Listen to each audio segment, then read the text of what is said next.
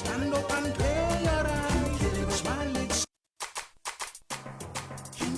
Wake up to the morning rise. Stand up and play your Wake up to the morning rise. Stand up and play your eyes. Smile, it's a brand new day.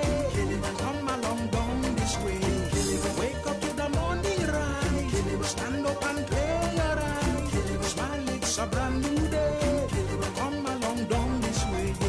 When I wake up in the morning light, after my yawning time. Good morning to you. A very big cup of King Kiliba to everybody listening or watching us right now on Paradise TV. Hi. Good morning. How are you? Welcome back. This is King Kiliba in the morning. I'm your heavenly presenter, our Cisse, sending jugs and mugs and buckets of King Kiliba to the entire King Kiliba family, to my Thomas, my brother, Yankuba in Kitty, Musa Ann at Kanifin, my neighborhood at Kanifin Estate. You have a neighborhood? My street vendors that sell Ebe and Nyebe. And Fry and But the way Ron is looking at it, I'm beginning to be... I said, before you settle, Yes. let the guys not put the generator off until the end of the program, even if Nawek decides to come back. That way we are safe. You know, Nawek is very interesting. Welcome back. Yes. Thank you very Now, much. we are proud of you. We Yes. appreciate your efforts. It's seen, it's visible, it's recognized. Yes. You are the only institution that does not need PR in this country, even Advata and Disavulenko. Yes. They're my customers. Yeah, it's okay. They're your customers, not my customers. So good morning to everybody at Nawek. We're sending you a cup of KKB with haram and a little bit of limon. Yeah. Just so you enjoy your morning. Thank you very much for that beautiful job. And of course, it's more Camera Musa at Camera Muso, and of course, it's King Kiliba in the morning. And it's the 10th of December, 2025. And we are live on Paradise FM 105.7 and of course on Paradise TV, actually, and I think you people enjoy it. I've received a lot of screenshots. Yeah. We're trending. I've received a lot of screenshots lately. Absolutely. And But yesterday, Rosa, I'm kind of mad at you because the money one, we were going to wait until the GPU awards go away, and then we will see your trend on social no, media. I refuse. You guys took a whole photo shoot without me. Did you not do your own yesterday? Wait, I'm telling you. have the audacity to even go ahead and post on Facebook after when I gave an order and instructions. Why by You problem with it? You and This your is what I'm Paradise FM people and your Paradise TV people, Trouble. you went ahead and post, and the haters Why putting the and enemies with two followers, Putting. Demba. 2 followers and 24 likes. 2 followers and 24 likes. Putin Went again. ahead and Kim share. Putin. Who's Putin? Putting again. I've never received photo. Why putting I did not see photo. Yes, I took a photo, but I did not see. You No, did I not took see photos. No, I it did was see the not photo. Pui. Why It when I was said all on Osman. social media, like what they gonna? Duma ko wane. Fuma nekkul dal duma ko bokkuma. Dañ natalu Yow boole nagul wu ma xale si. bi bonam. Léegi yow Te nekkul. man, I told them dama bon, and they want to question whether I am bon or not, and I am giving them The a answer proof is na yeah. dama bon. Crystal clear. Okay, That's Why not my my son. son. I'm gonna tell you, And then, imagine that. They posted with 2 likes and 24 followers. Dikadora mina. 2 likes. Yes, and 24 followers. Or the other one has 9. The one that she had, nobody viewed. I am the only one that sagaled him and like. Hey. You know, who is a guy? Manabu yola. Mom, like, But this morning, we are talking about civil servants. Yeah. Those of you driving right now going to work in the name of the civil service. Yes. I'm Those scared of you those at people. home, you've decided not to leave the house yet. We are talking about you. Yen civil servants, naka ngeen ñu yabee nii?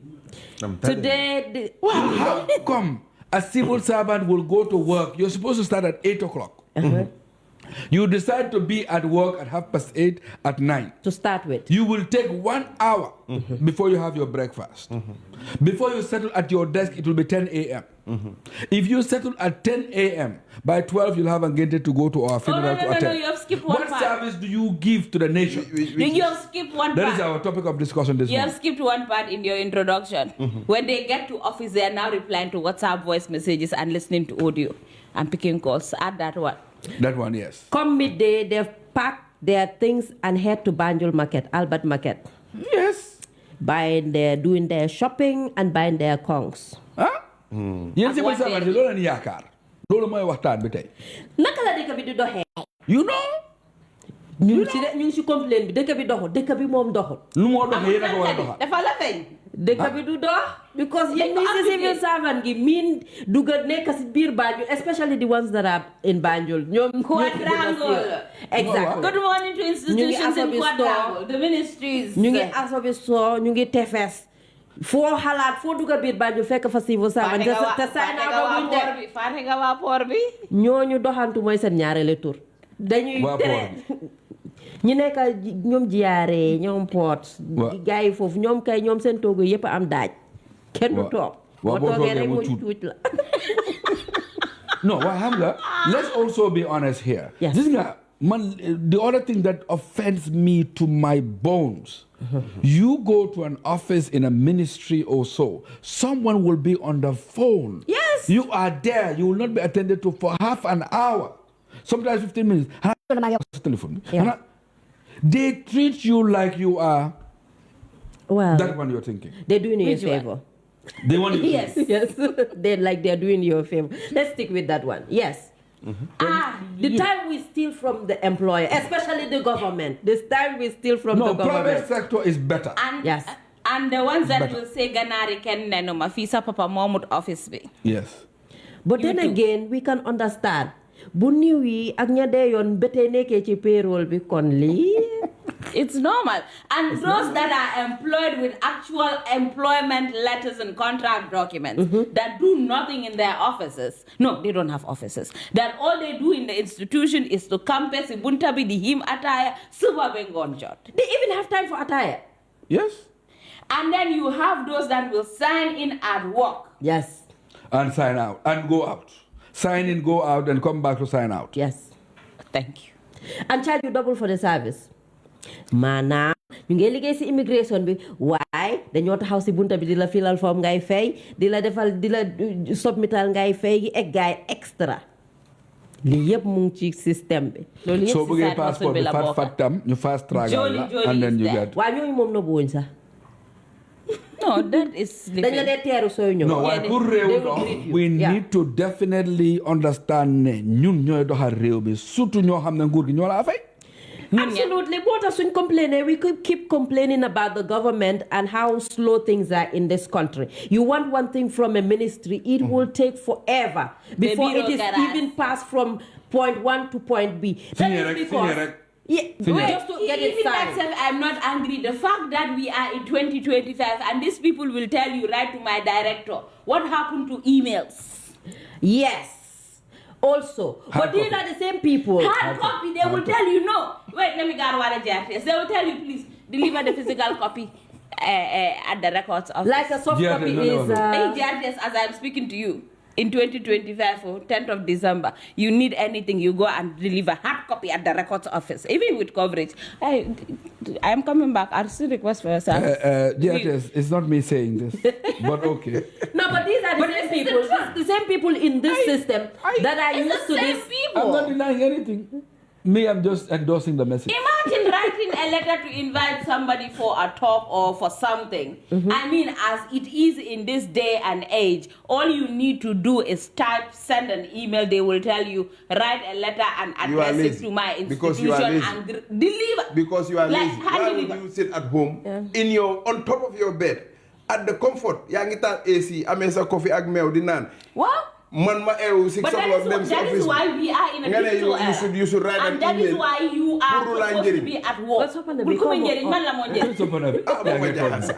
Wait, who does it Good morning, buddy. Why do they have why do they have computers in their with the office? advancement of technology Wait, and the why do they have internet in And their now office? technology Why makes do us they lazy have at some computers point. in their office? Yeah, but it Why also do- makes the world goes around. We have computers in our office so that we can correspond with our international partners. You have international partners. Yes. The ones that are Those ones that you need to be on a flight to go to. Wait, It's the a- ones that are even But following you are in the Gambia, same you are in Kanifing, I am in Banjul. How many minutes does it take you to come there? That is not the point. What if you can do it faster? it's Do it not- faster. In fact, me, I don't have a problem with you being in the office. Nga bay fofu nonu liggéey bi dem toppatoo sa soxla. Let us be honest. Yaa ngi am soxla yi nga war a dem roni. Nga eewu suba dem office. Your office bi nga xam ne we all know the pain of good. Annette, My am soxla yi nga xam ne dama ko war a If dem you doon know Albert the pay Market. is not good, leave. Go and raba. And then do what? Su ko defee ñu ne dama Like the ñàkk. fullest will No, say, su ko "Wana defee- gonga fop ko mere." No. Why you kind of feel What does that? What does Repeat that? that one too. Wana gonga fop ko mere. What is that fullest? Loolu du dëgg rek ay lay la. I cannot believe I'm hearing this from my No, son. seriously. Is your training at home? No, I have Retraining. done better than this. But let us be honest. So The wait, pay no good. why is the government buying you internet? Why are they giving you computers and laptops? And And a very Why good you- car. Yeah, and a very And good free car. petrol. Why are they giving you Telephone phone allowance. Why are they giving you telephone allowance? House Why are allowance. they giving you house allowance? transport allowance Why on top are of a they car. giving you transport allowance And the on side top of the hustle. car and the coupon? And the side hustle you are doing. And the qualification bonus. What is it? What do they call it? So if you get a What? master's or something, Something, yeah. Yes. or I BA, don't know, I forgot. I there's don't know a the name. pay Yeah, you I know get the- for being qualified. Even all of that, dafa am yoo xam ne fii nii si Gambia bi. How would you P2 you come Foog to that? ñu no it's not P2 foog ñu dem suba ñu tegaat brada bi parce que some of us are attire addicts. Pour brain bi ak everything mu function dañ war a teg brada bi njëkka. Yëpp si liggéey bi ah. Waaw si liggéey bi. Dëkk bi dina dox nii ah. Dafa dox kay ñu ta du dox. Ok. Ba pare ngeen toog na Gambia du dem. Waaw. Nu moo demee? Waaye Ron dina dem. Imagine su nekkoon ministre. Nii rek laa operaté No, si minister ministère. responsible for attire affairs. Yes, I agree. That one is very qualified for it. Like I was saying. Yow yaa yaa ñoom am spirit soxla. dinaay bokk ministry. Yes. Manaka. ñoom spirit ñoom Lamin Sagna. Oh, dinaay bokk ministry. yes, I know very well. Loolu true. yaa ngi collect evidence. Why continue talking? We are recording. But I mean, let us be honest. They have okay. For example, when You are recorded, si eh? borom ngente. I'll play this for you in the next If 15 my minutes. neighbor or my brother has ngente yawa, Yes. and I'm a civil servant, danga nga ne duma wara dem fofu non. Léegi man elek suma xewle. What stopped you from taking a day off? Yes. Take a part From of what? your leave. From From what? your annual leave? You're entitled to an annual leave. Just for Actually, one day you're because Loolu of di ko ngente. ñoppati. But that is why you have it. Because You of have ngente something for one day. You take So a you leave. want to cheat your employer No, I instead? don't want to cheat. Why would I take from my 14 days? Is it 14 or 21 days? 21 working 20. days. 21 working days. Yeah. You want me to take out one? Yes. If I have 10 relatives who are going to be ngente in that year, So that you is use- minus 10 So days. you use 10 days. That's what I'm saying. Okay. No work. Dëgg neexut That sax. is what you want with no work. I'm working. I will go So- to the office, log in, do 1 or 2, 3 things, must step out for being 1 hour, 2 hours. It's only 1 hour, 2 hours when you want. It's normal. Baax na. Seen xalaat de mun naa ñëw si text message 7952002 ñu si Kinkeliba family No, group because on xam nga dafa Facebook. xala rus doomam bi. So mu ngi jéem a protect dara. Waaw. yaa ngi di dégg naa de. So you cannot tell your son out. The reality. Digga No, bi but she digga knows time. the point I'm coming also is reality. Let Some me of reality. the civil He doesn't servants, agree with you at all. They are human beings Dafa like civilized. us. Your mother is embarrassed. Aha, thank you. Thank Your you. mother is ashamed Thank to you. call you No, my but the Thank civil you. Your servants, mother does not Thank even you. have. sometimes we put a lot of pressure on Thank them. you.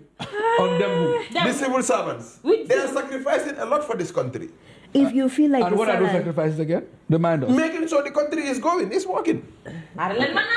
So But now, is the country really going in your opinion? it's not like Kakatar, but we will get there. Okay. Or and it's you- not like a snail, but we will get there. Yeah, I like No, your, I like Ginger. your, I like your guts, your audacity. Yes. You know, this topic today, Yes. really, and then every day, those of you who are listening now, today is you, the civil servants. We will have Kunekara Nyayikal. Wow. Sa plaata ngeen ñëw de. Everybody. Your So, plan is but done. today we are focused on the civil servants and the civil service. Yeah. Because it's really the machinery that functions to enable us go from stage to another. And Zukur Mike, what you're saying, really, if you see everybody loves Rwanda now. Yeah. Ask our young lawyers. Most of them go to Rwanda now to be called to the bar or something they call it, whatever it is. But the sophistication in that country They're and all how they cashless. embraced technology has moved them forward. Now, yeah, I was talking about immigration and your passport and immigration officers trying to fill the forms for you and charge. In Rwanda, you sit in your home, you apply your passport online, and you receive it at home. Déggal ma Some lii. people are listening. So you don't have to interact Yes. with a person. Yeah, and then you so get in that within cuts 10 away. working days. Cuts cuts away. You know what it does? It cuts away all that laziness, Yes. all that corruption. Yep. It saves you fuel, time, energy, money resources. to go to that place. And you don't have to interact with anybody. You don't have to pay anybody anything. Yeah, Now, but- that's what advancement is. Yes. Yes, so Because in the I agree on end, that. what do we want? efficiency. And this country, for Bro, the you're going too high for his level. Come down to his after level. all these years, No, not we're for still my building level, roads. for the level huh? of my We're civil still building servant roads. crew. So what does that mean? There were no roads before. Yeah. Or they were not good. We're still building hospitals. What does that mean? There were no hospitals before, or they they are were not not everywhere. Electricity, we are still to this day Now it just- lighting villages and saying for the first time Yeah. this village is having electricity. I know. What does that mean? That means for all of these years, what have we been doing? Nada. Do you know what I mean? So if we have an efficient, functioning civil service, then that means we have a streamlined system. We're saving money in operations and wastage and all of that. Those monies can now go to utilities and services that we require as a nation. Okay. The idea of ganare ken nenuma, buy ken momufi, alele nyebdu alele ken. Ken. That's the mentality we need to shift. Nak bi fi ko taka fofu la dundi. foofu laa dundee de. Nag bi kañ Alele ko taka roon fu laa ñëpp dundee. ko bokka. Mënuloo taka nag fu am ñax nga ne Road, du please lekk tell ñax him roon. if you go to Rwanda, even so Bugenduga Mary, You can be delivered to you. Luneka, it's functioning. it has gone cashless. That is why I think this country don't want to go cashless because whether we like it or not. But fi uppa te yaakaaruñ dara gën a xaalis bi seen ron lal bi ñuy seetaanteeg moom di xoolanteeg moom. saa yu bëggal ñëwee seen xol yi. xëy ko ni xoolal ko de yi bi jële bang xam bi Delloo. jaan ne ñu delloo ko fa. As long Lolu as mooy Gambia problème. continues to go and pay for services with cash directly, corruption do fi jeex. No, but for the immigration, you were talking about immigration. Yeah. I like the idea now for the passport you have to pay at a bank. Yes. Yes. So it's Then- coming. Little- get there. one step at a time. Yes.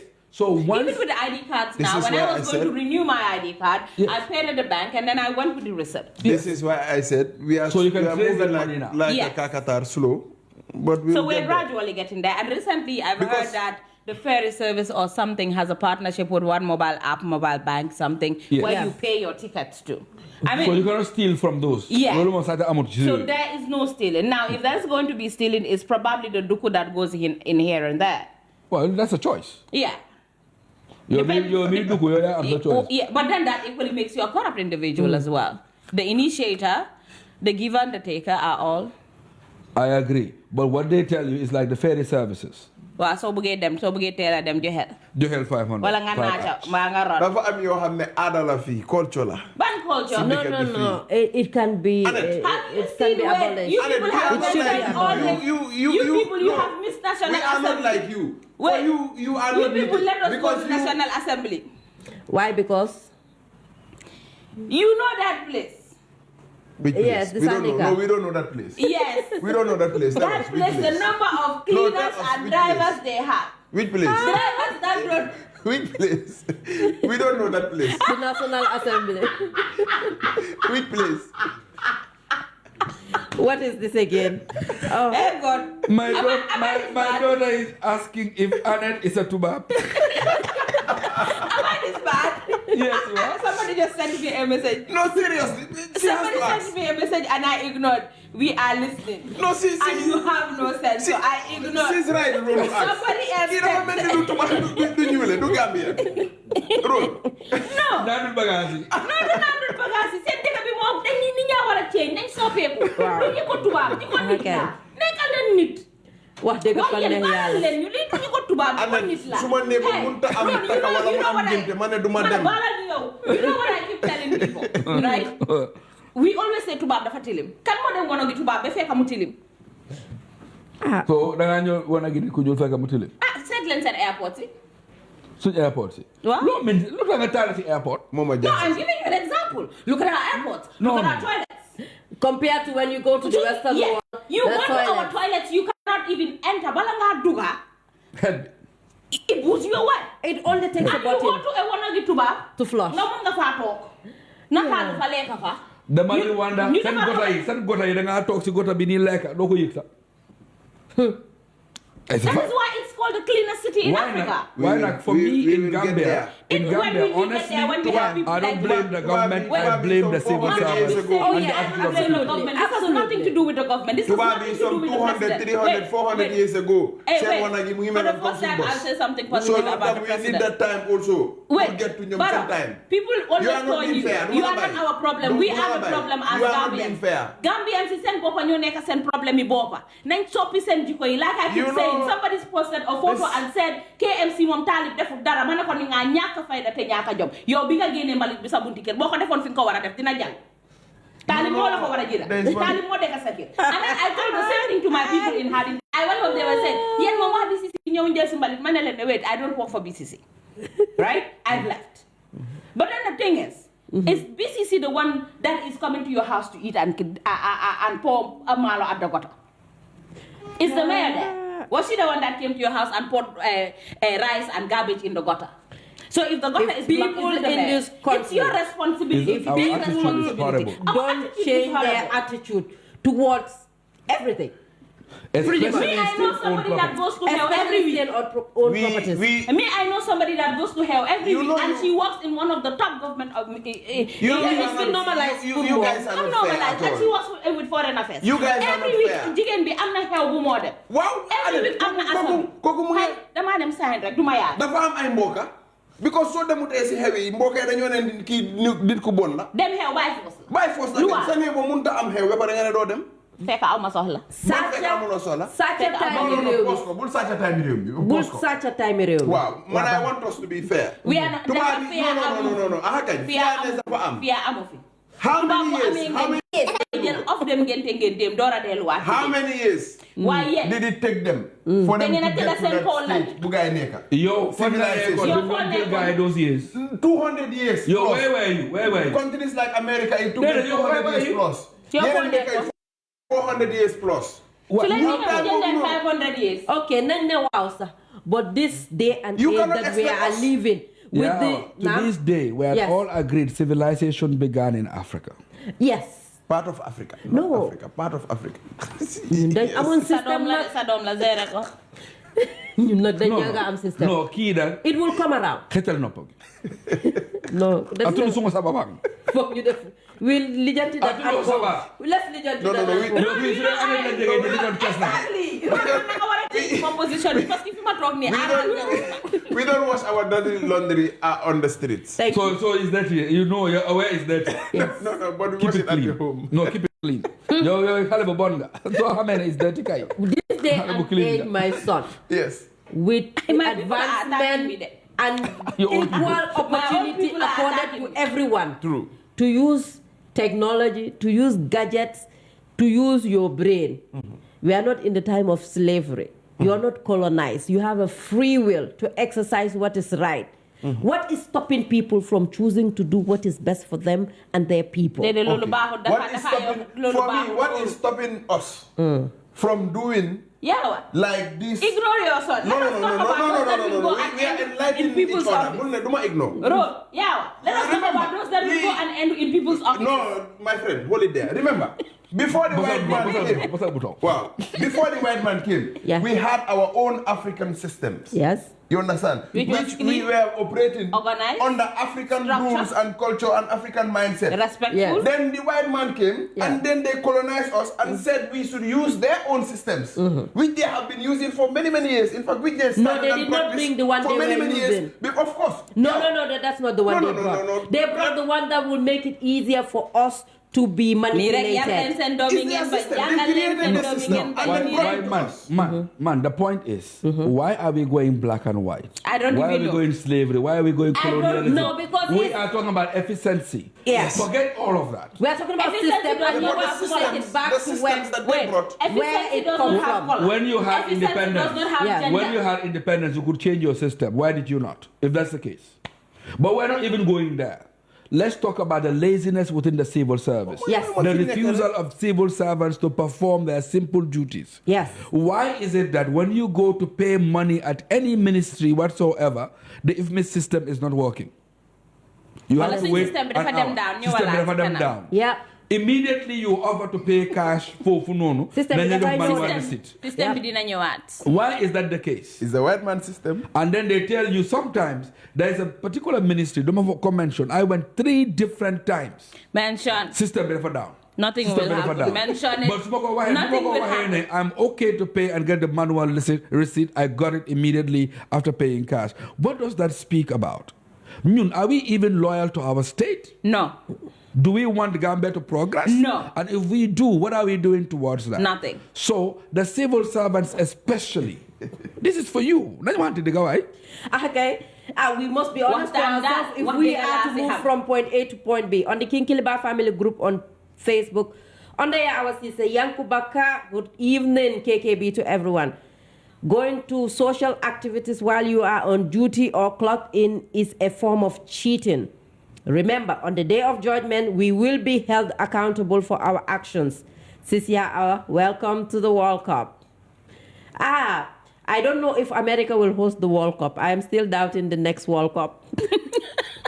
Why? Because most of the teams will want to boycott Israel. And Americans are allies Okay, of so Israel. Israel. Come rain, Comes.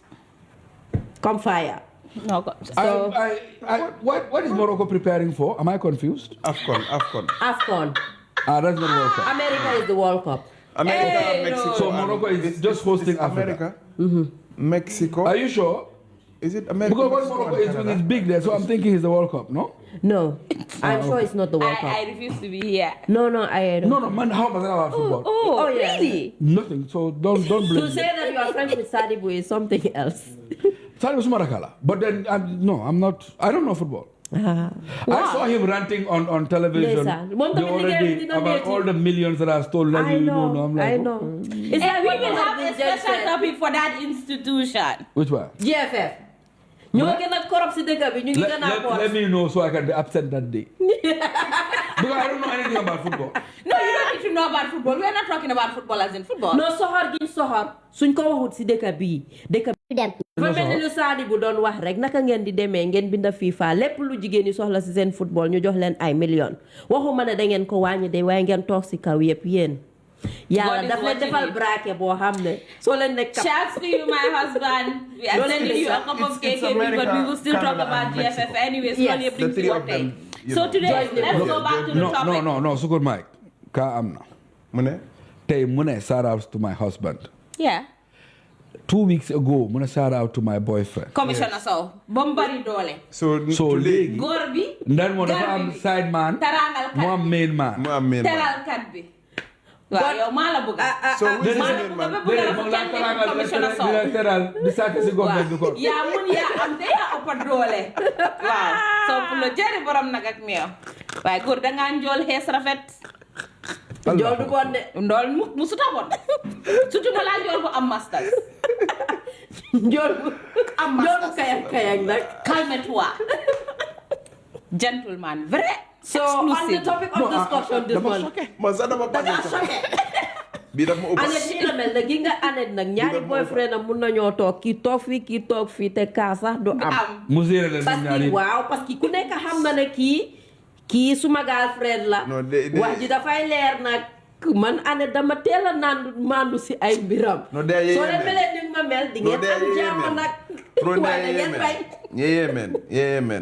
What do you mean? Your text messages to 7133313 and on the King Kiliba family group on Leave my Facebook. husband Yes, civil alone. servants. Yeah, Why it do is. you leave official duties for naming ceremonies, going to family functions, going to do your shoppings, or just campaign at the office? Yes. Just disrespecting the state Yes. and its trust in you. Today we No, are but on the have you civil people seen servants. the number of staff GRA has? They cannot count it. Even GRA, I'm sure their HR have lost track of the number of staff they have. Oh, they all get paid. You could have lost track. Everybody gets paid. The HR Yes. is confused. No, because nobody The will HR work does without not even pay. know all of them. So if you're paying everybody, you know that. Yes, You he know know. them. He does not know them. He just knows the list of people on the paper. This is why they can have dead people on the payroll. It's just the people that exist on the list. Those are the people So that know those them. monies, how are they collected? Because we now pay everybody through a bank, no? Yes, but you know when it comes to scamming ak yëfi tapale yi Gambia dañ ci over la ground nag honestly ñaki la ñep rek Gambia dañ am No. Somebody's The Nyak mother skills are passed exceptional. away. Somebody's mother passed away. yes And that somebody is still receiving the mother's allowance that is being sent through a bank monthly. Thank you. So they can We move. I've seen one in Italy recently. the man The man has been collecting the dead mother's Pension. So when the ID of the mother expired, he went to renew the ID. we got bi moko joxe Wow. Mu puudaru def lu nekk dafa xala nuroo maire bi nag. waaw nuroo nañ sax Dem rang pour renew ID maire bi foofu lañ ko téye. yeah Astagfirullah. puudar gi dafa nga years he's been collecting it. yeah te yaay bi foog naa si fridge bi la ko def xam nga si freezer bi xaw ma yow suuluñ ko publicly. So xamuñ ne maire bi dee na. that is a form of sickness but the things that happen in waaye this suma country Italian yi. ooh ñoo jël drapeau bi si àdduna. Ahakay. There was a case of this couple pretending to be next of kin to a deceased person to collect koku settlement book officer warona fay. They went for the interview and all that. Things are happening in Gambia. this world. Things are In happening Gambia? in this country. In Gambia? Things Yes. are happening in this country. If you want to know that things are happening in this country, go and ask Social Security staff about pension payments. All right, this one No, says, but that's good morning, very my interesting. people. And my Yes. lovely You are Very still interesting. talking. Ajaratu Yawa no. Sise, thanks Good for morning. sending me a cup of KKB this morning. Have a nice day to you all. It's from Young's UK Kitty. No greetings to Tell Haruna Musukalaji. to lower his voice, okay? Good. They say you should lower your voice. No greetings to Musukalaji this morning. Hey, Yankuba. Today's turn, Yes. you guys are hitting the nail on the head straight. We are not popular today.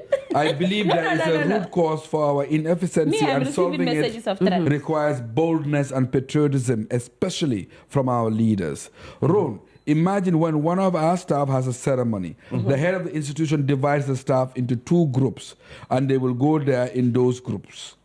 A big cup of KKB with milk and honey to all pathetic. Patriotic. Patriotic la waga, why pathetic la bega? Patriotic and Time for error, hardworking time for error. civil servants, but a teacup of KKB to corrupt and lazy civil servants. Cup. Abu Aisha Jal. Yo, back Thank Eddie. you. Jal AF Nasiruddin is saying good morning. Mugs and mugs of KKB to my colleagues at Walk Business Development, PR and Marketing at APS, whatever, all of you. We are not going to advertise for you. In Gambian society, family events like naming ceremonies, funerals, and weddings are major social duties. Supporting family and community is seen as a moral obligation, sometimes stronger than workplace expectation. People worry that if they don't attend, they will be labeled as arrogant or disrespectful. No problem. They may lose social Yo, support Mumana networks. It's Family not easy. relations may suffer. This pressure makes many civil servants feel compelled to attend, even during working hours. In many departments, You attend in many after work? departments, attendance tracking is loose. Supervisors often turn a blind eye. Policies are not consistently applied. When the system doesn't enforce standards, absenteeism becomes normalized. That is true. What Those is your of you- problem with family ties and social functions? It's not a force. It's not written in It is any a force. religious book. It's not our laws of the country. It's not enshrined in our constitution. Bala lenyu. Family ties, Annette. Annette, Modern watch and legal. Annette, it's just one day. It's just It one is day. not family ties that puts It's- food on your table. it's just It is one not day same out of 30 family days ties in a that month. will abandon you when you are out of cash or when you are jobless. But Why, remember, please. why remember, Annette, Annette, we are a people communal want to keep society. their families in their lives is very Okay, important. keep them. You And are then you replaceable will at want your work. to You are not serve replaceable you. at You your see, if you family. will keep your Yes. job. That's also another point. Yes. I Why mean, yo? No, Go Hannah, ahead and Annette, do it's just family one ties, day. social function. Dem len liggéey boo leen wàccee ngeen dem family ties. Dem leen liggéey boo leen wàccee ngeen dem xew. are you Dem doing leen the liggéey newspaper boo leen reviews today? wàccee ngeen dem ngénte. Dem leen liggéey boo leen wàccee ngeen dem si ceeti. Nah. Mbaa ngeen di dem xew àjjuma samedi because this dimanche. lady, I don't know what it Te drank bañ a this dem morning. heavy before. Monday ak Friday. No, Because it came. but I like, really, we have to hit the nail on the head. No, we we don't have have honesty to why. head We are a No, you communal don't society. family ties yoon mi nekk quadrangle right now du ñu déglu yéen a ngi sàcc time nguur gi. Okay. parce que 8 o'clock passé na. dëkkandoo dafa am doole. dëkkandoo dafa am doole. Imagine if you are like Annette. Yeah. doo dem ngénte. because nga da ngaa dem liggéey. Waaw. doo dem taka because nga da ngaa dem liggéey. Dubai Force. doo dem any social function because nga da ngaa dem liggéey. Dubai Force. sa dëkkandoo xewle. dëkkandoo is very important because anything that happens before your relatives come all the way from Brikama. Gis nga man maa Annette li ñoo agree bariwut. It is your neighbor. naa agree ak moom tey entirely laa la wax ne. ak nu mu ko mën a waxee. nu mu ko mën a waxee xam nga lu tax man for example man nit ñi ma xam si dëkk bi fii. su ma waree dem xew bu nekk every day laay dem xew. Exactly. Yes. Where would you even get that money from? waaye maa amul aajo jooju nag. mag yi ñu ne bu ñu uti alal yow utal nit ay moo tax garabam. itam am na njóori nit. waaw utal nit bañ a dem si civil service bi. nga toog kër rek ñu topp nit ñi. you go to your workplace. biñ ne nit ay garabam wax nañ tamit ne nit ay posonam. Waay yow. jàngaloo ko woon loolu. jàngal ko. léegi jàngal ko kanam yi ñëpp mu dégg ko. if anything nga ne nit mooy lan. wax ko duut ko ñu dégg. nit ay garabam nit ay posonam. waaw te moom too much of everything is bad. No. We must be measured. Gambians we abuse. Annette, Our if system anything is not should money. happen soo nooyee ñëpp a right def ko now so you want Sache sa neighborhood fii Paradise Sache dëkkandoor yi ñooy njëkk a ñëw waaw nañ ñoo war a ñëw parce que ñoo jege. léegi dëkkandoor boobu xew la yow nga ne doo dem problème ngeen waaw moom dem su ne Sache ma daw dem téyel ko Sache. No, most of the parce que time. Sache bi ñëw every day. kon da ngeen war a am na ñoo xam ne seen kër every 9 months ñu ngeen ngénte waaye kenn mënul loolu. bari na am na ñoo xam ne waaye kenn mënul loolu waaye nañu wante dëgg. I saw a guy that told the younger sister said, he said, you are not going to school. They have an elder sister who used to have a child every year. Yes. Back in the days. No, daf ko teglante 4 years every year mu am benn doom mu ne rakam ne doo dem school mu ne ko dew ma school di say dama dem si ngénte bi mu ne ko yow di nga mun every year nga jël benn bés. du benn bés because waa jël ngénte bi no 3 days you take 3 days the day before da ngaa dimbali. Yes. the day mooy xew bi si boppam. beneen day bi doo jëriñ sa boppam. for 3 days. Yes. And then you miss 3 days in a week. mooy aada ak culture And then you miss it in a month. So you do that is 9 days in a month. ngeen 10 dem days nga in a dem bu month. saraxu la yi. fajar bro, nga let me war tell you xale one bi thing. ngeen jox ko tur ngeen dem toppaloo seen soxla. Especially when Ramadan comes. No, wait, let me tell you one thing. If they were being deducted 500 a day for missing work, Yes. I swear down a lot of people would not be doing this nonsense. If they were being deducted 300 for coming to work late, well, I totally do bad. People have different ways of hacking the system. I told somebody one day, yo, you walk in at 9:15. The second person that came signed at how much 7:30 or 7 something because folk buy na fofu no space rule na line bi amulo fo side nga sign si ko ku ñeka side nga take time lolu du badi ya lolu du fe Why not more just clocking machine? Why honestly, they will not take initiative for voluntarily be honest. But So you you put want it them in to be system. honest. Yes. You put it in the system. But it's one's responsibility to be And honest then to you know yourself. my problem is all these people they will employ and they don't even know the what, how do they call it, the aims and objective of the institutions they are working for. Yes. Sometimes they create positions. They create positions. All you do is you come. Dem defal mali. Nga him attire 9 to 5. Yani sol uniform, especially those that are working for JRA and the police. Yes, They don't even Why have you no don't office. get they are messengers. They So are they may working for post the Mara Day institution. No. And you don't expect So they may directly. post Mara later. No, So you they may National Assembly mom dafa am No, ñoo xam ne ñoom amuñ benn solo. no, Annette, pause. I don't know if they are Man, staff take or for they are Sabaram. not Take for Sabaram. Teguñ fa benn baaraam. Yow rek ne ko Dañuy take for Sabaram. You don't expect a whole Def director leen lu baax. wala a whole MD Yes. mu ngi sanse solo head institution Yes. muy war a wàcca pour dem doxali boppam yenn il faut mu am ay message Xanaa dox dafa moo la yónni foofu noonu Dafa la fekk. non la fay loo xam ne cëram bi dafa am moo nekk borom këri institution bi defaralul boppam café daf ko tere nekk borom këri institution. non ana Aïssatou nekku fi léegi su fi Aïssatou nekkee nag. waaw Aïssatou mu fi mu doon ko yeneen boppam kaasam bi mu def tri. su bëggee jënd defaral na. su bëggee jënd minti si bitig bi nag pour dafa war a dox mu dem foofu noonu xanaa Aïssatou tiyo aram bi dañ fa binda boo am bàyyi mint. mint baaya. ma ne xanaa loolu mooy référence. Aïssatou Paul la waaw Paul loo ko def rek dagan na waaw No, I agree with you on that. yes simple waaw loolu defoon na baax na. Paul loo ko def dagan na Paul lu nit di. xanaa other people. non ñoo def toog na jënd ko laajte naa ko nag nit la wala Paul la mënul maa toon Family matters, but professionalism demands boundaries. ML Jadama. Thank you, Emma. That is just spot on. All right, and this one says, even at our ports at GPA at times, when we're supposed to get our payments on the table, Yes. dinga director bi dafa am dëj. Some of us will wait for that payment for the director's signature for days. Yeah. When it falls on Friday, till next week again. Some of these things office holders are doing is not okay. LYC on case. Most of the things So they are doing is not okay. Now, so Shouts to you, Daddy Adi. I know you work at ports, but we will talk about this. They ko tas defaraat ko. No, that's the farat ko jamala. You know, I once told BCC, you need to sack everybody and you get an independent body to Start afresh. Yeah. Begin again. To recruit. Hey, not some institutions are beyond repair. No port suñ changes and ñun duñ ko xam. No port suñu ñoti. Benn système bi moo fa nekk ba tey loolu la ñooy wax. Balal leen ñu de. No, but also nag dañu war a wax dëgg bi nag. ñu ne cement a ngi $600 and something. 25. That's a lot. Yes. Lolo, we should talk about it another day, a full subject on it, because Lolo, dafa doy waar. The rise of price commodities. Price. No, cement in particular. Because cement, dependent. because right now, Dikabi is on a development trajectory. Yes. Private sector ba ngee ñëw, investors yaa ngee ñëw. ñu ragaloon na sampa at yële yëpp ñu ngee sampa léegi. Waaw ñu yàggoon si di amuñoon kayit yàlla def na ñu ngee am kayit léegi ñu ngee mën a ñëw ñu ngee sampa état si. Ba pare xam nga.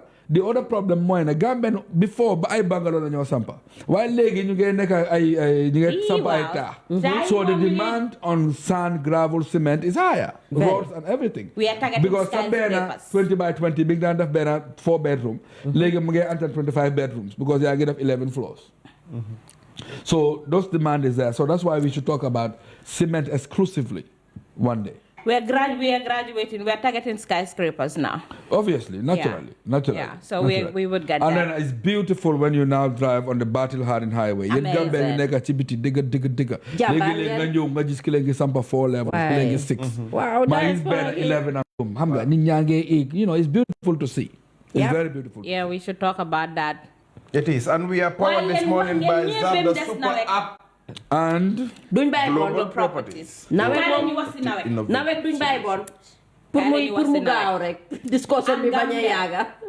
No, my Let's problem talk about Gamta. My problem with Nawek for now fofu dina anda again tuuti. Nicola duñ bàyyi bon. Because Nawek send service bi come okay, for example, I'll take an example. Manjay nga am benn technician pour mu mun a drone affaire si Manjay yëpp. That is not even possible. Like I reach out to this guy since Barka Demba, be Demba la ko doga gis. Because he has a lot on his Ku nekk ak li la naxari Nawek man lañ ma andil bill Nawek.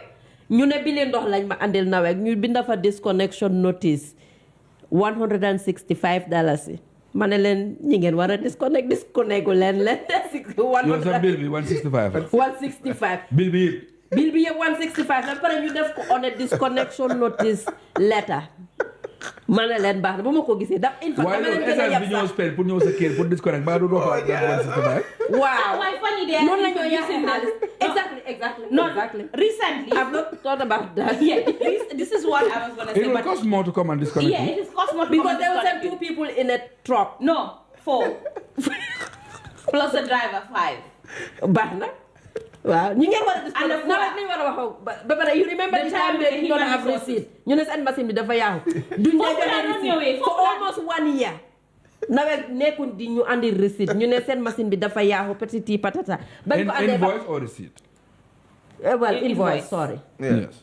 waaye ba loolu passé léegi disconnection notice moo dee So nekk I went there and I quarreled with them and they told me, give me your email, we will send in you your invoice. Where have you not been to and not quarrel? The professional institutions. I've been to a lot of institutions and people did not even know I've ever been there. I mean, because it's in the manner in which the institution runs. But with public sector, can one not go avoid? Wow. All right, from Ken Munutko Avoid to this one that says, Assalamu alaikum, my beautiful Kinkiliba family. Hope you are all well this morning. We are. Gambia is a country that's so backward. It's the saddest place I've been to or lived in for a long while. There is no system or discipline, generally speaking. People are rude, arrogant, and ignorant. They are delusional. Excuse my language. Key has that, huh?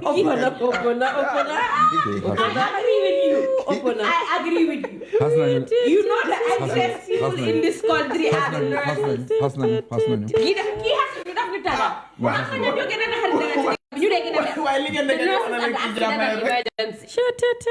No, why they go for meeting? They go for meeting. Why they come on? They couldn't go over and def loco. But if I'm time, you got me time. I'm going to be time.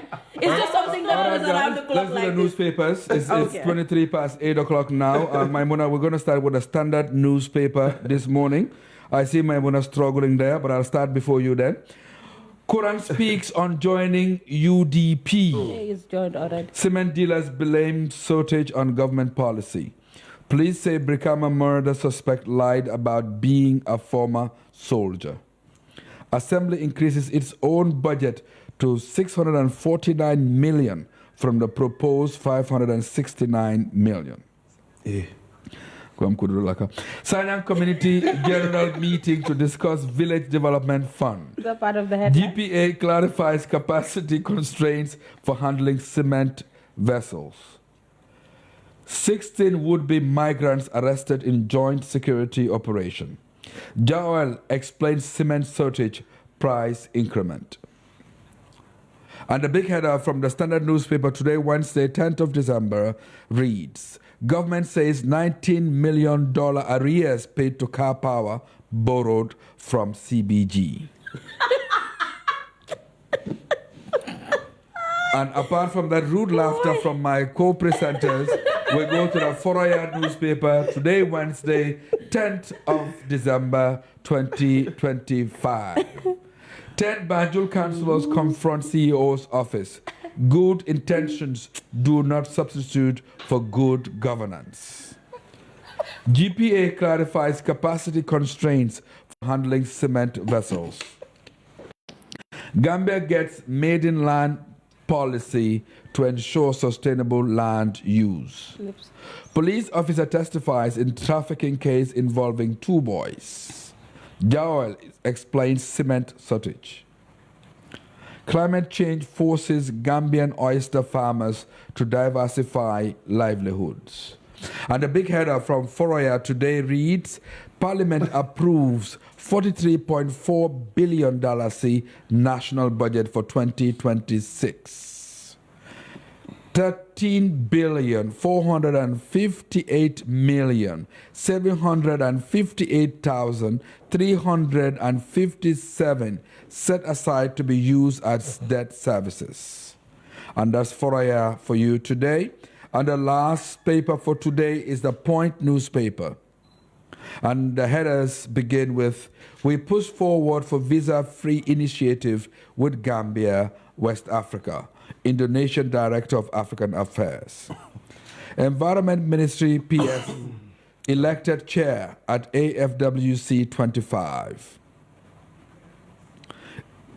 Egyptian Medical Center set to serve Gambia with first ever IVF unit. Buba Jame was shot by friendly fire in Gunjur, Barending land dispute. Lawyer Kamara tells witness. Usainu Bojang's sister breaks down in tears as she opens defense. And the big header from the Point newspaper today reads, Assembly approves 2026 budget with rising spending of $43 billion. Thank you.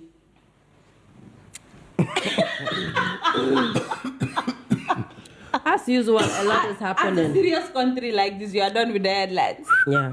There's nothing. Everything is a car. You know my problem with our government officials and those that work in government places. Nobody is willing to take responsibility. They did. Can you do yo? Take responsibility. Yo, me bo have captain No.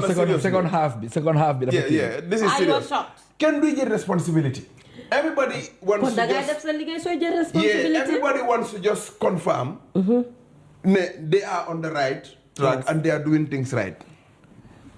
I mean, we are human beings. Yep. We are bound to make mistakes. You know, but when are we going to accept, especially our leaders? Yeah. When we make error, Yes. or when Why we King make Kiliba Save the mistakes. people. King Kiliba lu neex waay def. Yeah, it breaks my heart. Gambia amul kenn kuy génn mu ne accept na responsibility. No. We are the sons and daughters of Annabilai. So we are perfect. We don't make mistakes. They quote from the Quran. And we are very religious. We all went to the Dara and we are Hafizul Quran. We memorize it front and back and You front. tell me something that I am doing that is wrong. See Cynthia Hour. Ten, ten, ten, ten, ten, ten, ten, ten, ten. You see the white ring. I cannot be wrong. Why would you? No, this is Gambia. It's serious. Yeah. No, it's not. It's okay. Taking rest, people would rather be electrocuted than admit their mistake. I'm telling you. Ego. So let's begin and what the typical civil servant would do in the morning. So what they do in the morning, your work, your TOR, work, you're supposed to sign in by, let's say, 8. You leave your house at 8. And then you go to the Jaikatindeo at the junction. You spend probably 15-20 minutes in Jaikati Akarabi. And then you jagar.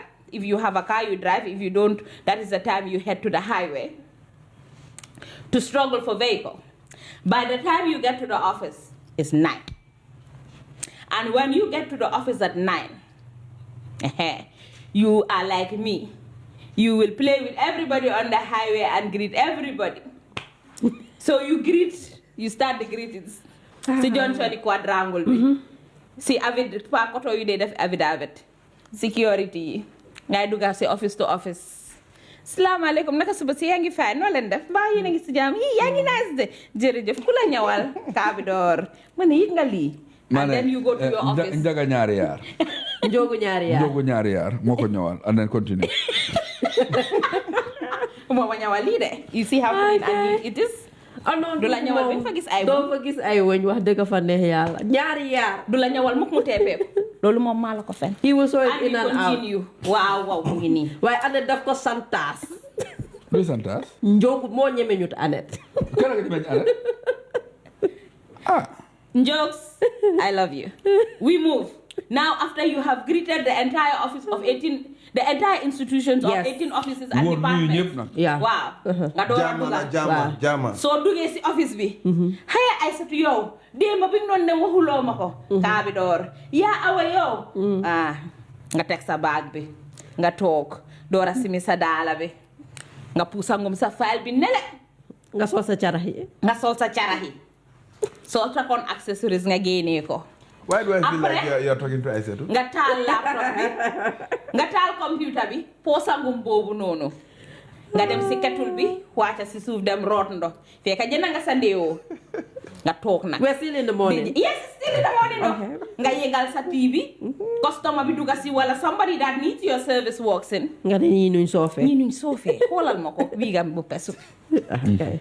Sister baalal ñu de léegi nii laa ñëw dama ndeewoo. Mu impatient comme Annette mu wax la sa boppa mu am yar mu mandu mu bala mu dem toog.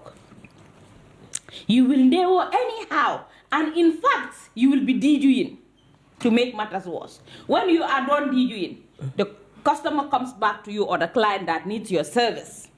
Ask you simple question, you cannot answer. System is down. In fact, maybe the system is not even down there. Your talabulo sa computer. This is the morning routine.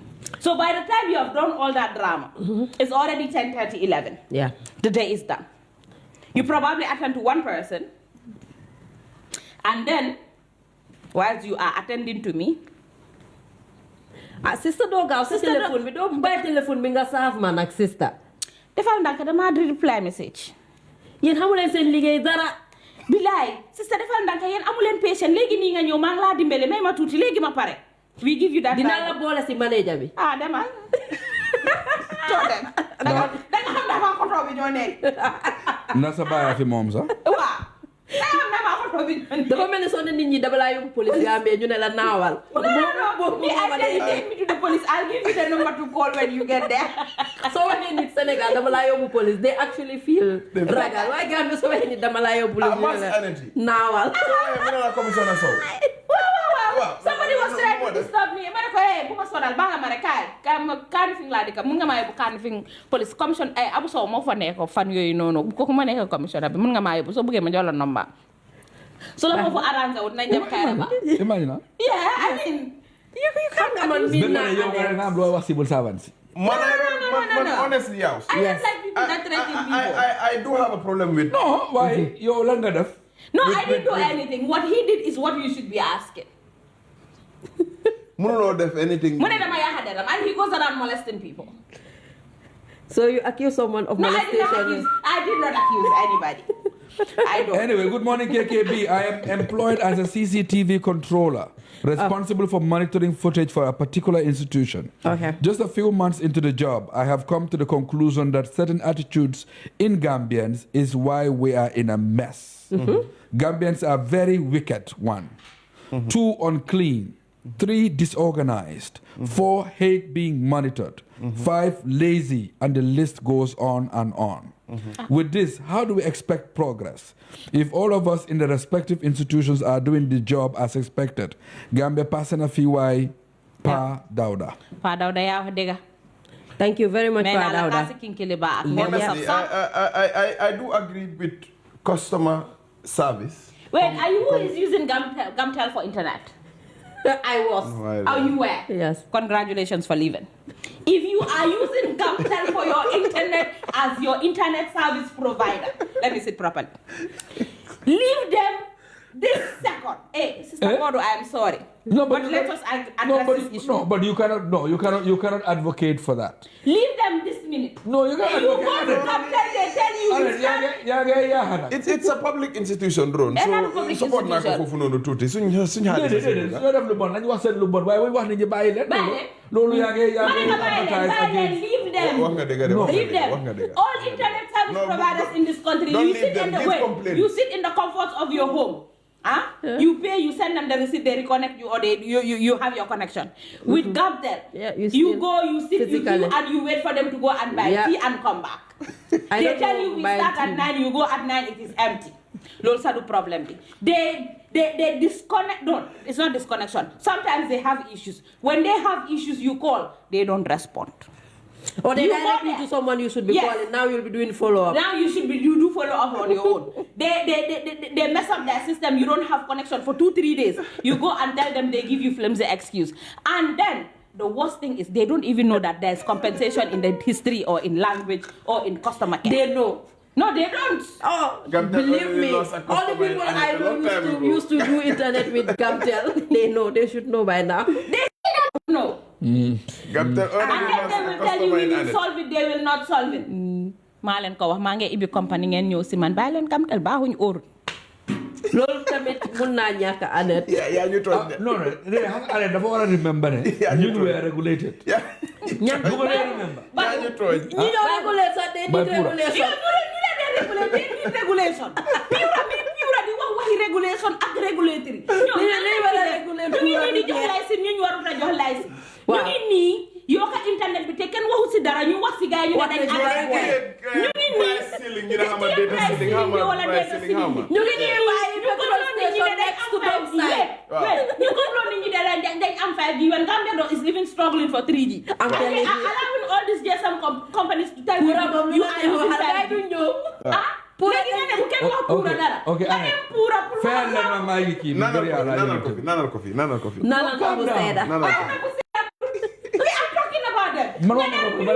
calm down. We should get an ambulance but have in case. Su kaawee rek. You can do that today. That person dem na ngente. Léegi doo am ku la atal. Sécurité mo la système bi ñëw de dafa dem neex fi tey de. So système bi nekk tey léegi man suma solo du fa tey. As eccentric as Anet is, the topic requires it today. I swear to God. This is the correct reaction for the topic. No, why you nak mom? Duma dey agree ak mom. No, this is the correct reaction. Why tay mom diga la nekk de. Dama opal. Léegi nee na ñan ñoo war a regulate Pura. Ministry of Information ñoo leen war a regulate. No, Baro mu ne. Léegi nag ñooñu réglé nag ñooñu who audits the auditor? What is the auditor? So now who regulates the regulator? Minister of Information. Minister of Information. No. Pura is not directly under the Minister of Information. they're not. They're cut across multiple ministries. But I think their line ministry is finance, if I remember right. No, that But then they're cut across multiple ministries depending on what you're dealing with. From energy to Mogdi to finance to information. There's multiple ministries. But no, I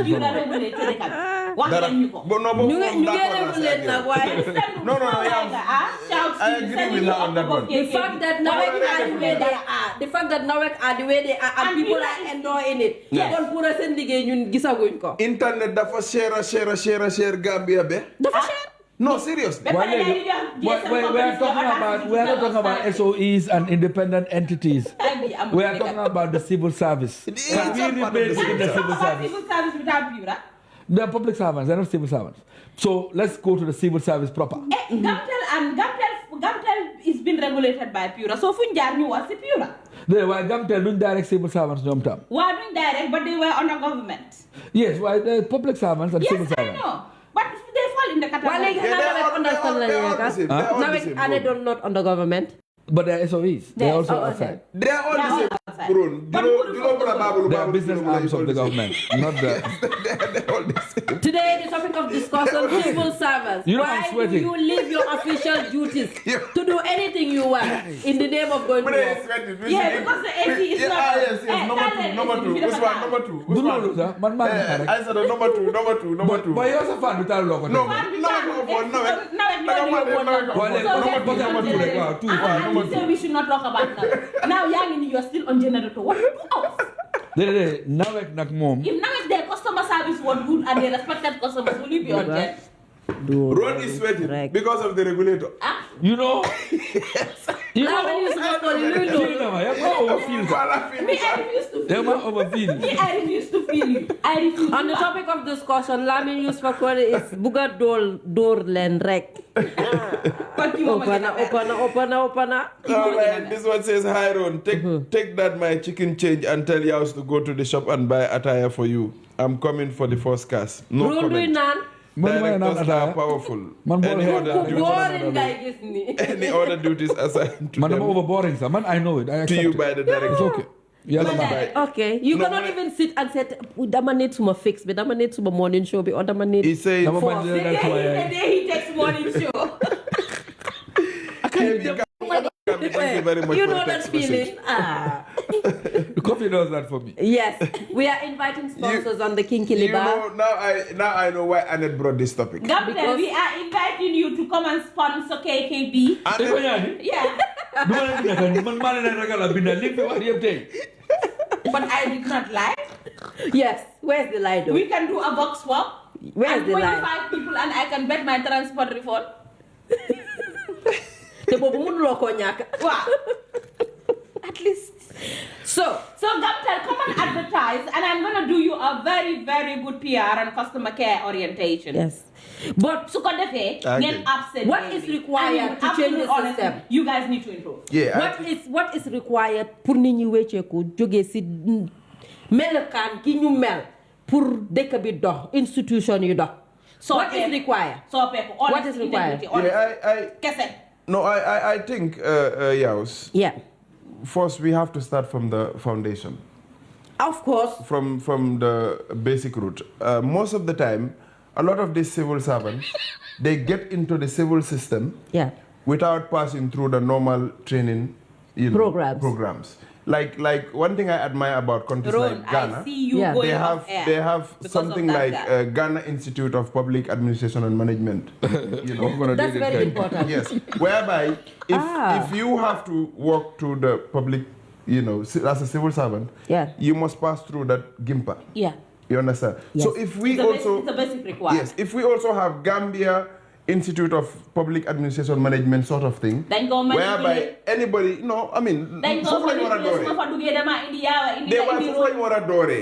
System solution. change. There's System change. solutions. Foog ñu am formation bi nga xam ne you have to pass through there as a Wow, civil that's what I'm servant saying. before We you will walk have the into the civil solution. service.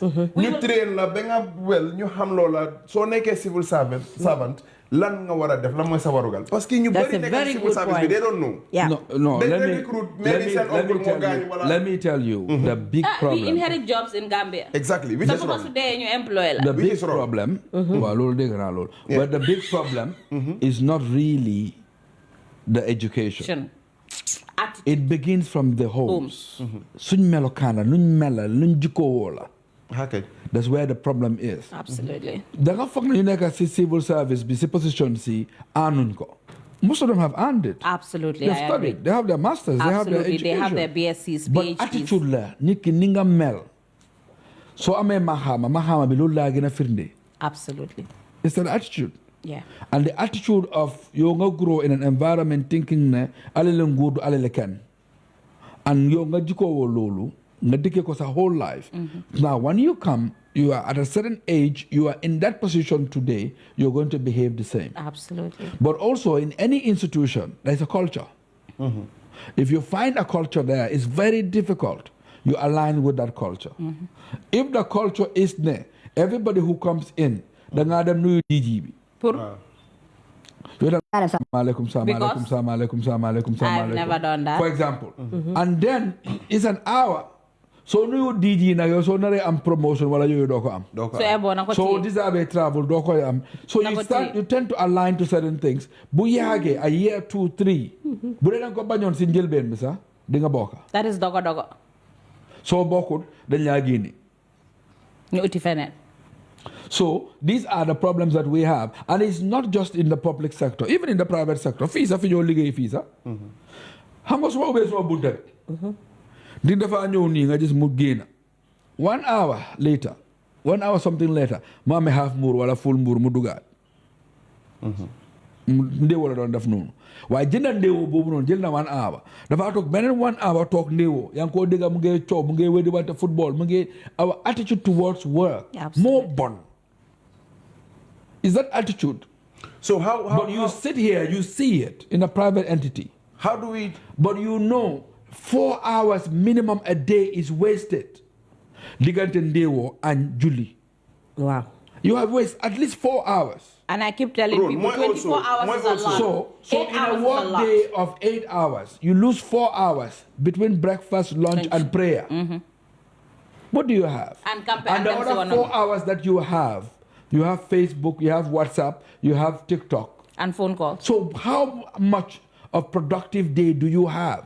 this is where I have And a this is problem with public system. sector. 3 Now hours. imagine in the government. This is where I have And a what problem Annette with said, systems. there is no lie. Especially on a Monday morning. There are people Right. without Wi-Fi for Saturday, Sunday. They're playing catch up on that Monday morning. Absolutely. They don't even care about you. Kaa yu leen raw yëpp ñu ngi koo ut.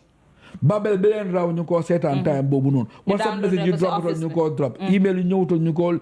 So they spend 2 hours, 3 hours, 4 hours before they settle.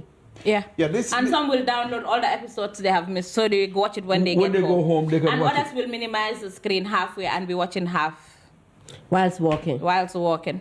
And right Pretending to now, be as we walking. are talking, there This is is- somebody that this has is- that is actually listening to you from his office screen. Of course. Shouts to you. This I'll is not where mention also your I name. think we need to change our system, which is what? Perhaps maybe begin paying people based on hourly wages. Boy, not monthly. problème bi si kër yi la war a dooree. No, why? Regular. Thank you. Si kër yi la war a jógee. Thank Someone you. sign 8 hours Thank to you. work for 8 hours. Yep. Manu, whether I am productive or not, whether complete na suma liggéey bi for that day or not, at the end of the month, I'm getting paid.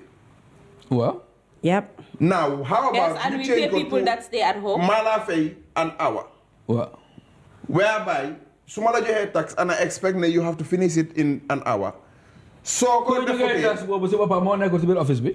Kooku si boppam moo deful liggéeyam. why should So the system That's is what I'm saying. rotten Then somebody across the that does not board. come Exactly. to work. So the supervisors don't do their job. Exactly. The managers don't do their job. Exactly. The directors don't do their job. So who are you to now say you're monitoring the others for delivery. Don't worry, they will fight, they will gang up against you and fight you and frustrate you and ensure that you leave. We've seen that Because you are happen in becoming a institutions. hater and you are disturbing their peace Directors and that their are life. structured get sacked really Yeah. quickly. Really quick. Because everybody will gang up against them. SSF, what's the name? Manjal. We saw Yes. his car. And Dekabi, the family 3/4 Dekabi, Hamden, Koku Mone Kasidega, but he was still removed from that place. Please. So gonna Sikana call Minini. it. So gonna call it. Yeah. Eh, baby, Also, Gena, after all. But also, if we also start dismissing people, they are not productive. Prosecuting people, Well, first at the mom, dismissal moy de tour de Dekabi. Parce que Hey. office. No, Man, if you listen to me, I've been Annette. saying this and I'll continue to say this. I think at some point, Gambia needs to bring one person from East Africa, South Africa, West Africa, Northern Africa, independent body from maybe any European country to establish an independent recruiting body, council sort of, and say we are recruiting fresh for ministries, civil society, civil servants. Everybody leave, apply. We recruit based on competence, qualification, and everything. While that is being done, the system is being digitalized. Digitalize the system. In place. You sign in, you clock out. Yeah. And your working board, like when you work, you have a work board. And then your activities, schedules, plans, timelines are being monitored, it's been And tracked. measured And been by measured. your deliveries. By your deliveries. Yep. That way, it's transparent, it's accountable, and everybody is held to account. So when you log out of your work board, we know you have logged out. Yeah. When you did not deliver a report, we know the report is not delivered. Absolutely. When you do not respond to emails, we know you have been monitored. This task is pending. If only we are able to do that. And recruitment is based on competence. Organized We protocol. would not have a problem. Then there would be then we will be organized and there would be coordination. But if we continue to bring Annette and Ron to recruit, I will call ya hour. Dom day, am na li ak li la laaj amoko why apply. Before you apply, I will talk to Ron. Yawa is very good. Suma waay la, suma sister la. Mu ngi toog kër defut dara. te ñoo dee foog ne ñooñu ngaa dimbale pour ñu am liggéey ñooñu ñoo dee gën a useless la. When I'm coming to that, yow da nga yaakamti.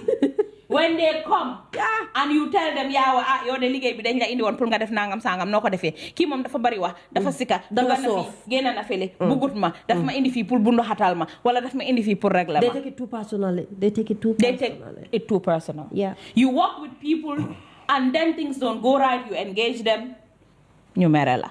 Some will even tongo you in the office. Me, I tell people, hey, wait, we will argue, we will disagree. We I will not agree. don't get to do tongo. We will fight. Tomorrow I will come, I will greet you, I will dine and wine with you after we have fought. And then be prepared for the next day's fight. Because we will fight again. That is the only way you can run an institution in this country. You have So to the agree moment to you are disagree like with that, people, kii dafa hamadi. argue with them, and Yes. start afresh the other Kii day. dafa hamadi, Yeah. dafa nahari deret, amul patient, mota du li, mota du lele. Hey, you people relax. Me, I've had it all. Do say, do I'm jacket. Yeah, who told you I'm not living my life? Relax. We will deal with it like this. We should work double shift to reduce the unemployment rate. Double shift. No, 8 to 4 and 4 to 12, according to Ibu Jaite. I totally agree with him. no, that Sabiana Ibu me?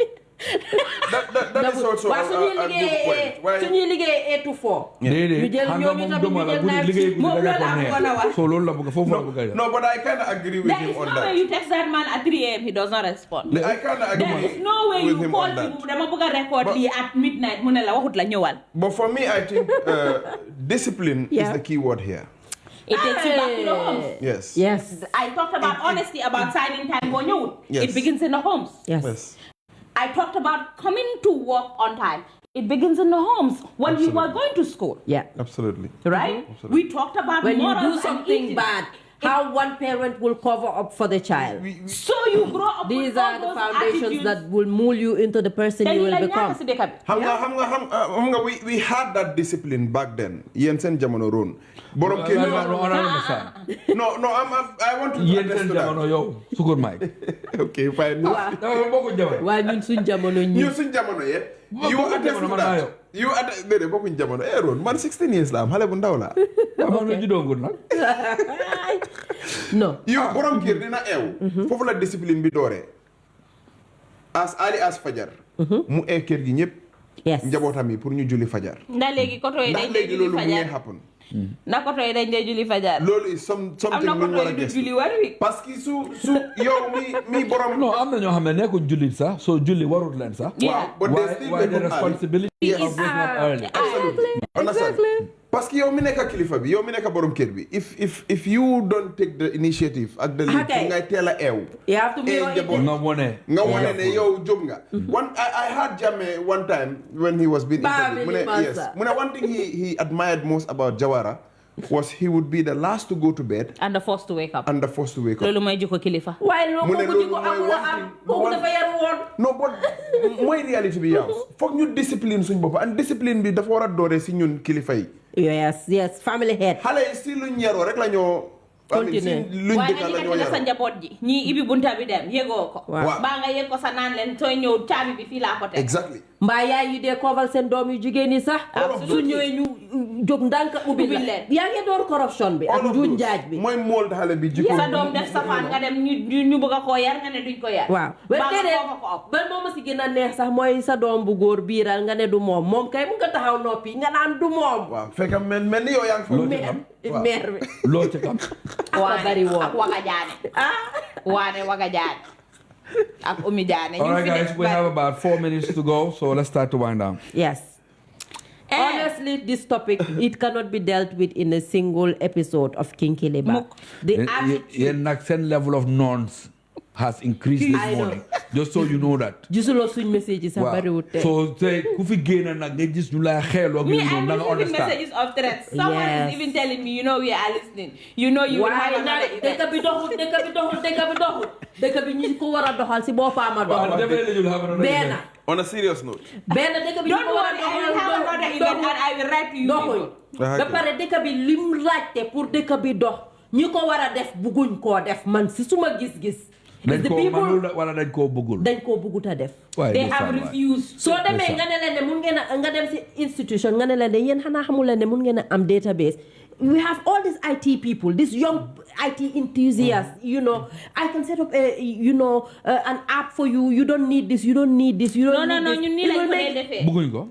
duñ ko nangoo jël. Because they Why? don't want accountability and transparency, and that is honesty. Bottom You know, line. I keep telling Bottom people, I lie. don't want you to be honest. Because Be data doesn't lie. transparent. Data doesn't The lie. data will not lie. And digital has footprints. Yeah. They don't want it. Wow. Evidence la collect. So this is, yeah. So we don't Why want not that. if we don't go back there? Since you cannot regulate people and count on them to make themselves accountable, if we cannot rely on that database lan moo tax nga system. foog ne liggéeykaay yëpp yi am ay CCTV ak nu ñu mel. CCTV dañoo delete footage yi. ñu sàcc tape yi. dañoo delete la. Footage yi For si. a forensic amount, And then you're not sleeping online. and you're not seeing it online, you're not tracking, you are not receiving the data on your phone. Yeah, well, wake up. Oh, okay. Yeah, that one. Wake No, up. no, Okay. now you can record off, You record offline. Yes, offline. yes. Offline. I just remember the ring. Offsite. Yes. Yes. So you can. So You can even record on your phone. everything has been done to So- monitor people because people cannot be trusted to do what is right. We have to take initiative and go to those applications that will track people. That is the only way it can work. I don't think people will volunteer to do the right thing themselves. Muk dañuy dee. Oh, So look. good I night. don't have Last faith words. in We gotta go. people. Yeah, because patriotism isn't always grand speeches or marching with flags. Sometimes patriotism is simply staying at your desk, doing your job, while the naming ceremony waits for a few hours. If we want better service, if we want development, if we want change, then it begins with something as simple as this. Stop abandoning official duties for every ceremony in the neighborhood. Your country needs you too. Thank you. I agree with you, motivational speaker. You people, I know I am not your friend. It's okay. I'm not looking for friends or endorsements. I'm not looking for popularity or likes. I mean, we just say it as it is. And if you feel offended, change. Thank you. Have a good day. All right, have a good day. Bye, everybody. No, why, Anna, you're a mask. We love you. Bye. We love you.